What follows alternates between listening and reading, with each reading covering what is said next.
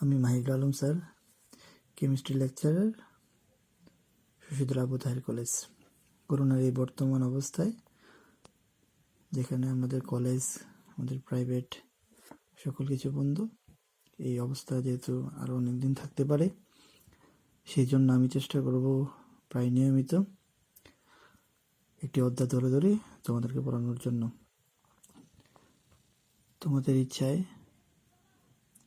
আমি যে অধ্যায়টি আজকে শুরু করব সেটির নাম হলো রসায়ন সেকেন্ড পার্টের চতুর্থ অধ্যায় তড়িৎ রসায়ন। তোমরা জানবে এই অধ্যায়ের একটি অংশ হলো লিথিয়াম আয়ন ব্যাটারি, যার জন্য এই বছর রসায়নের নোবেল পুরস্কার পায়। তবে আমি চ্যাপ্টার প্রথম থেকে শুরু করছি, আস্তে আস্তে সকল টপিকস পড়াবো।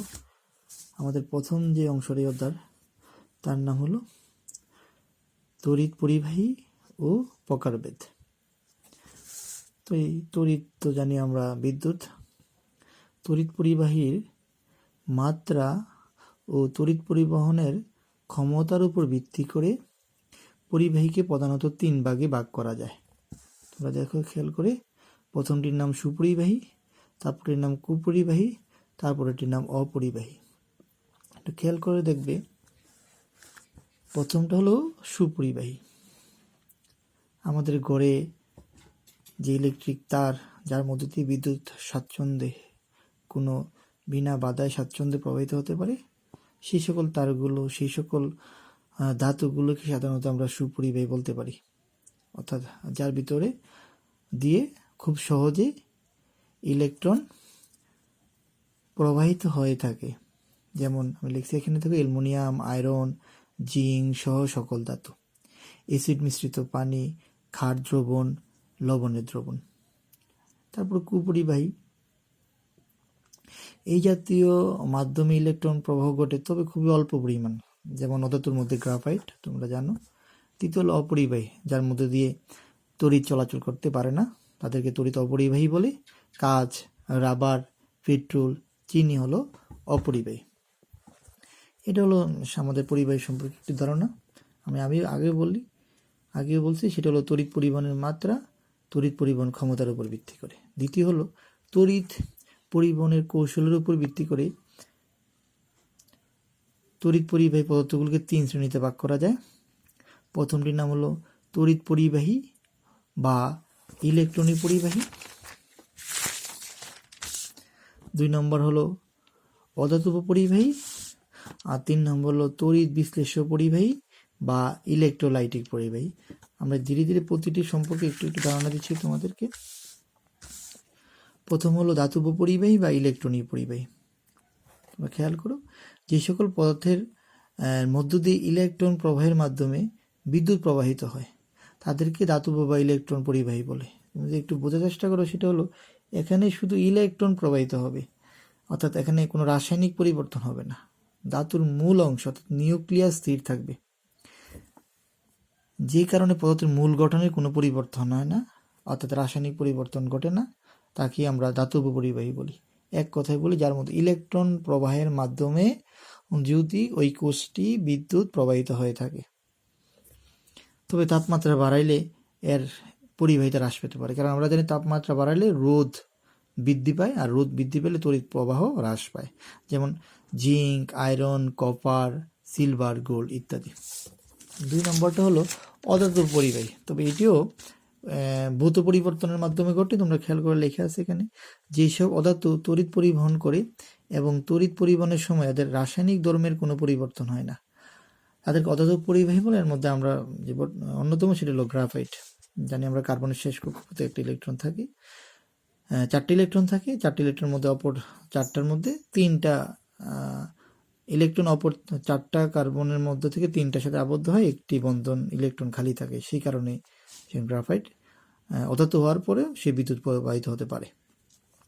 তড়িৎ বিশ্লেষ্য পরিবাহী বা ইলেকট্রোলাইটিক পরিবাহী, খুব ইম্পর্টেন্ট। ইলেকট্রোলাইটিক পরিবাহী যেসব যৌগ অনুপযুক্ত দ্রাবকে দ্রবীভূত বা বিগলিত অবস্থায় তড়িৎ প্রবাহের প্রভাবে বিশ্লিষ্ট হওয়ার পর উৎপন্ন আয়ন দ্বারা তড়িৎ পরিবহন ঘটে, অর্থাৎ একই সাথে রাসায়নিক পরিবর্তন ঘটে, তাকে বলে তড়িৎ বিশ্লেষ্য পরিবাহী। সহজ কথা যদি বলি যে একটি লবণ নেই, সেই লবণটা যদি, যেমন সোডিয়াম ক্লোরাইড লবণ নেই, সেই লবণ পানি দিলে আয়নিত হবে, ক্যাটায়ন হবে, অ্যানায়ন হবে। এই আয়ন হওয়ার পরে সেই আয়ন চলাচলের মাধ্যমে সেই কোষের মধ্যে বিদ্যুৎ প্রবাহিত হবে, তার নাম হলো তড়িৎ বিশ্লেষ্য পরিবাহী।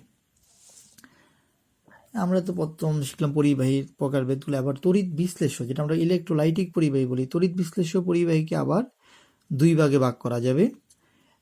প্রথমটির নাম হলো তীব্র তড়িৎ বিশ্লেষ্য, আর এটা হলো মৃদু তড়িৎ বিশ্লেষ্য। তোমরা একটু খেয়াল করলে তো এখানে লেখা আছে, আমি চেষ্টা করব তোমাদের গ্রুপে, মেসেঞ্জার গ্রুপের মাধ্যমে আমি এই ফেজগুলোকে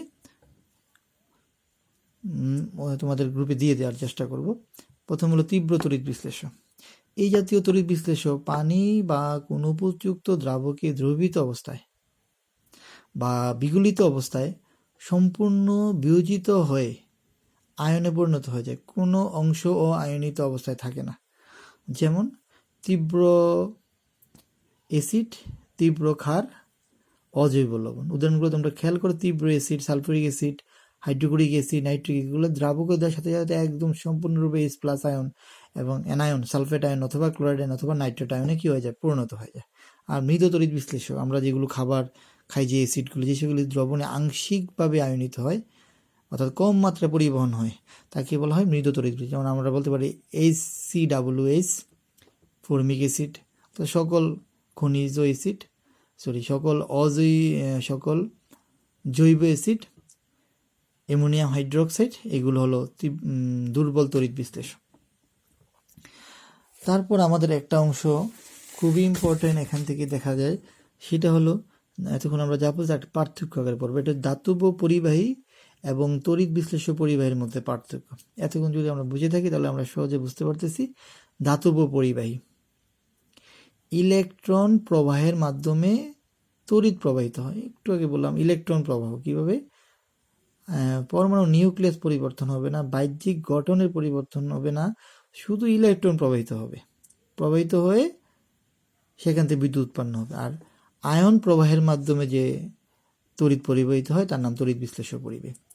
এখানে দেখো ভৌত পরিবর্তন ঘটে কিন্তু রাসায়নিক পরিবর্তন ঘটে না। আমরা প্রথমে বলছি নিউক্লিয়াসের পরিবর্তন ঘটে না, রাসায়নিক পরিবর্তন করে নতুন পদার্থের সৃষ্টি হয়। জড় বস্তুতে স্থানান্তর ঘটে না, জড় বস্তুতে কি ঘটে, স্থানান্তর ঘটে। তাপমাত্রা বাড়লে রোধ বৃদ্ধি পায়, ফলে তড়িৎ প্রবাহ মাত্রা হ্রাস পায়। তো এটা একটু বললাম আমরা, তাপমাত্রা বাড়লে রোধ বেড়ে যায়, রোধ মানে বাধা, বাধা পরিবাহিতার, ফিজিক্সের মধ্যে পরিবাহিতার ব্যস্তানুপাতিক। তাপমাত্রা বাড়লে রোধ হ্রাস পায়, ফলে তড়িৎ পরিবহন মাত্রা কি পায়, বৃদ্ধি পায়। এটা বিপরীত। তারপর লেখছে এখানে তো আমরা 6 নম্বরটা ফ্যারাডের সূত্র প্রযোজ্য নয়, ফ্যারাডের সূত্র প্রযোজ্য হয়। আমরা অবশ্যই ফ্যারাডের সূত্র নিয়ে একটু পরেই বলবো, তুমি এগুলো ক্লিয়ার হয়ে যাবে। ইলেকট্রন যেদিকে প্রবাহিত তড়িৎ পরিবহন তার বিপরীত দিকে ঘটে। ধনাত্মক আয়ন যেদিকে প্রবাহিত হয় তড়িৎ প্রবাহ সেদিকে, ঋণাত্মক আয়ন যেদিকে প্রবাহিত হয় তড়িৎ প্রবাহ তার বিপরীত দিকে। আমরা জানি ইলেকট্রন যেদিকে প্রবাহিত হয় তার বিপরীত দিকেই বিদ্যুৎ উৎপন্ন হয়ে থাকে। এ হলো আমাদের এই অধ্যায়ের প্রথম যে টপিকস, সেটা হলো তোমাদের বইয়ের অক্ষরপত্র বই থেকে আমরা পড়ানোর চেষ্টা করতেছি ধারাবাহিকতা রাখার, সেটা হলো তড়িৎ বিশ্লেষ্য পরিবাহী। আমরা এখন যে দ্বিতীয় অংশটার দিকে যাবো এই অধ্যার, সেটা হলো তড়িৎ বিশ্লেষণে ব্যবহৃত কয়েকটি পদ এবং তাদের একক। প্রথম হলো তড়িৎ, একদম ফিজিক্সে তোমরা জানো তড়িৎ, তড়িৎ প্রবাহ, তড়িৎ চার্জ, এম্পিয়ার, তড়িৎ বিভব। জাস্ট আমি তোমাদেরকে দেখানো, এগুলো সম্পর্কে তোমাদের পূর্বে ধারণা আছে, আর না হলে তোমরা এখানে লেখা আছে, এখান থেকে তোমরা দেখে ফেললেই হবে। আর আমাদের এই অধ্যায়ের যে দ্বিতীয় টপিকস, সেই দ্বিতীয় টপিক্সের দিকে এখন আমি যাব। সেটা হলো বিজ্ঞানী মাইকেল ফ্যারাডের তড়িৎ বিশ্লেষণ সূত্র। আমাদের এই অধ্যায়ে শুধু একটি সূত্র নিয়ে আলোচনা হবে। দ্বিতীয় সূত্র ইনশাল্লাহ আমাদের অনার্স নিয়ে কেউ যদি কখনো অনার্স মাস্টার্স পড়ে সে পড়বে। আমাদের শুধু প্রথম সূত্র নিয়ে আলোচনা এই অধ্যায়ে আমাদের পাঠ্যতে আছে। প্রথম যে সূত্রটা সেটা হলো তোমরা দেখো লেখছি তড়িৎ বিশ্লেষণের সময় যে কোনো তড়িৎ দ্বারে সংঘটিত রাসায়নিক বিক্রিয়ার পরিমাণ, যে কোনো তড়িৎ দ্বারে সংঘটিত মানে আমরা জানি তড়িৎ দ্বার দুইটা, একটা হচ্ছে অ্যানোড, একটা হলো কি ক্যাথোড। যদি আমরা একটা পাত্র আঁকি, এই পাত্রে এই দিলাম আমরা অ্যানোড,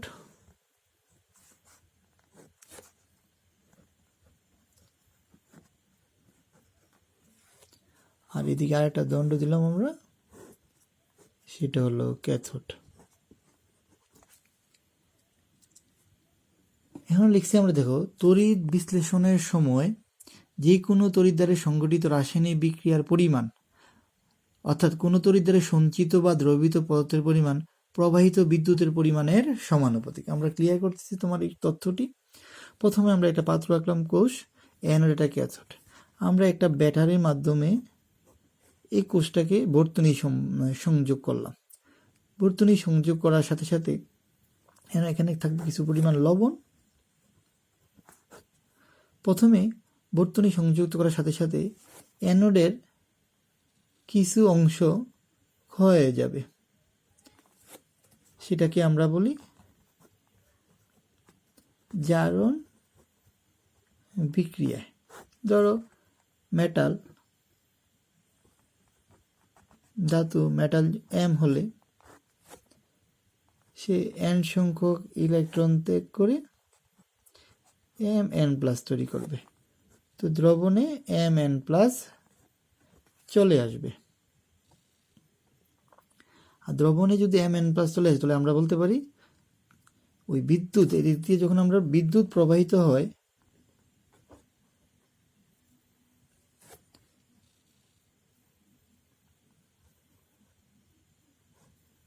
যখন বিদ্যুৎ প্রবাহিত হয় তখন অ্যানোড ক্ষয়প্রাপ্ত হয়।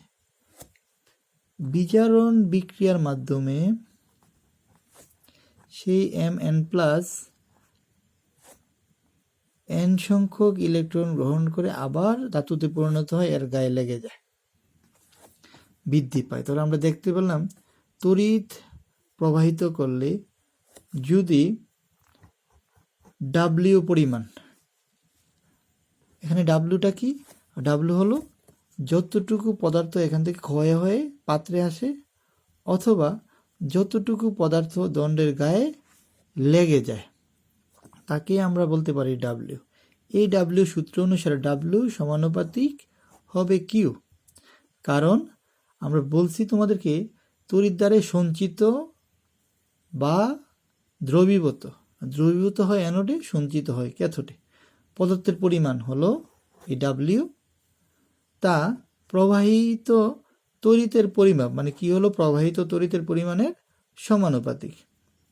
যদি আমরা এখন বলি একটি ব্যাটারির মাধ্যমে এই কোষের মধ্যে কিউ পরিমাণ তড়িৎ আদানের তড়িৎ প্রবাহিত করলে অ্যানোডে ডাব্লিউ পরিমাণ পদার্থ ক্ষয় হয়, ক্যাথোডে ডাব্লিউ পরিমাণ পদার্থ সঞ্চিত হয়। তাহলে ফ্যারাডের সূত্র অনুসারে লেখা যাবে ডাব্লিউ সমানুপাতিক কিউ, বা আমরা লিখতে পারি W equal Z Q. Z কি, এখানে জেড একটি সমানুপাতিক ধ্রুবক, যাকে আমরা তড়িৎ রাসায়নিক তুল্যাঙ্ক বলি। তড়িৎ রাসায়নিক তুল্যাঙ্ক বলি, তড়িৎ রাসায়নিক তুল্যাঙ্ক বলি। খেয়াল করো এখানে, এখন তোমরা ফিজিক্সে 9, 10 সম্ভবত পড়েছ তড়িৎ প্রবাহ কিউ ইকুয়াল আই টি, যেখানে আই হলো বিদ্যুৎ প্রবাহ আর টি হলো টাইম, কতটুকু সময়ের মধ্যে এই বিদ্যুৎ প্রবাহিত হলো, তার সমান সমান হলো কিউ। অতএব সূত্রটি দ্বারায় W equal to Z I T.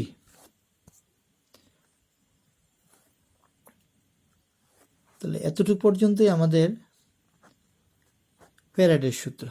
এবার আমার খাতার মধ্যে একটু খেয়াল করো, গুছিয়ে আমরা লেখা রাখছি তোমরা খেয়াল করো, কোনো পদার্থের তড়িৎ বিশ্লেষণের সময় যদি 1 এম্পিয়ার মাত্রা বিদ্যুৎ প্রবাহ টি সময় তড়িৎ কোষে প্রবাহিত হয়, তবে ওই সময় কিউ কুলম্ব পরিমাণ বিদ্যুৎ প্রবাহিত হওয়ার ফলে ডাব্লু গ্রাম ভরের একটি পদার্থ তড়িৎ দ্বারে সঞ্চিত বা দ্রবীভূত হয়। তাহলে ফ্যারাডের সূত্র অনুসারে লেখা আছে, তোমরা একটু আগে দেখাইছি, ডাব্লিউ সমানুপাতিক Q, W equal to Z Q. Z একটি সমানুপাতিক ধ্রুবক যা পদার্থের ধর্মের উপর নির্ভর করে। একে পদার্থের তড়িৎ রাসায়নিক তুল্যাঙ্ক বলে।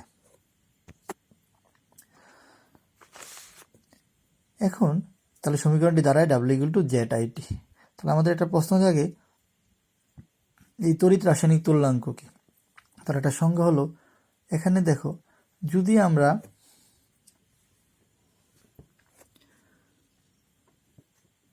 I equal 1 ampere, T equal 1 second হয়, তাহলে সমীকরণটি দাঁড়ায় ডাব্লিউ ইকুয়াল টু জেড। এই থেকে আমরা সংজ্ঞাটি প্রদান করতে পারি। অর্থাৎ সংজ্ঞাটি হলো, তড়িৎ বিশ্লেষণের সময় 1 কুলম্ব বিদ্যুৎ প্রবাহের ফলে কোনো পদার্থের যত পরিমাণ অ্যানোডে দ্রবীভূত বা ক্যাথোডে সঞ্চিত হয় তাকেই সেই পদার্থের তড়িৎ রাসায়নিক তুল্যাঙ্ক বলে। তাহলে কি বোঝা গেল? আমরা তড়িৎ প্রবাহিত করব 1 এম্পিয়ার, টাইম নিব 1 সেকেন্ড, নিলে ওই তড়িৎ প্রবাহটা গিয়ে, ওই 1 এম্পিয়ার তড়িৎ প্রবাহ 1 সেকেন্ডে গিয়ে ওই পাত্রে অ্যানোডে যতটুকু ক্ষয় করে অথবা ক্যাথোডে যতটুকু সঞ্চিত করে তাকে আমরা তড়িৎ রাসায়নিক তুল্যাঙ্ক বলি। এই তড়িৎ রাসায়নিক তুল্যাঙ্ককে জেড ইকুয়াল টু গ্রাম পারমাণবিক ভর ডিভাইড বাই যোজনী, যতটি ইলেকট্রন ত্যাগ বা গ্রহণ করছে ওই পরমাণুর যোজনী, এবং ফ্যারাডের সংখ্যা। 1 ফ্যারাডে আমরা জানি 96,500 কুলম্ব। তাহলে আমাদের প্রথম যে সমীকরণটা ছিল সেটা রূপ হয় ডাব্লিউ ইকুয়াল ছিল জেড আইটি, এটা পরে লিখতে পারি ডাব্লিউ ইকুয়াল টু জেড, পরিবর্তে লিখতে পারি M by N F IT, যেখানে এম হলো যে পরমাণুটি, যেখানে এম হলো অ্যানোডে অথবা ক্যাথোডে যেই পরমাণুটি ক্ষয় হয় অথবা সঞ্চিত, এন হলো ওই মূলটি কতটি ইলেকট্রন ত্যাগ করে, আর 1 মূল ইলেকট্রন সমান সমান 1 ফ্যারাডে বিদ্যুৎ। এই এফ ইকুয়াল টু হলো 96,500 কুলম্ব। এই তো আমরা আগে বলছি তড়িৎ প্রবাহ টি হলো টাইম। তো এইভাবে আমরা সহজে ফ্যারাডের সূত্রের যে কোনো সমাধান সম্পূর্ণ করতে পারি। তাহলে আমরা একটু দেখে নিই, তাহলে ফ্যারাডেটা কি? 1 ফ্যারাডে কি? 1 মূল ইলেকট্রনের মোট চার্জ হলো 96,500। এই পরিমাণ বিদ্যুৎ চার্জকে 1 ফ্যারাডে বলা হয়।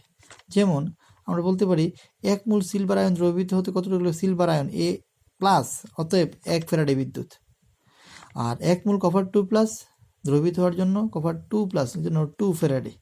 যদি এখানে ক্রোমিয়াম 3 প্লাস হলো তাহলে আমরা বলতে পারতাম 3 ফ্যারাডে।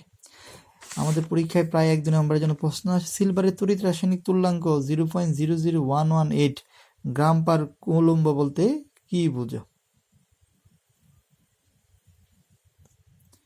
তাহলে আমরা আজকে এতটুকু পর্যন্তই ক্লাস।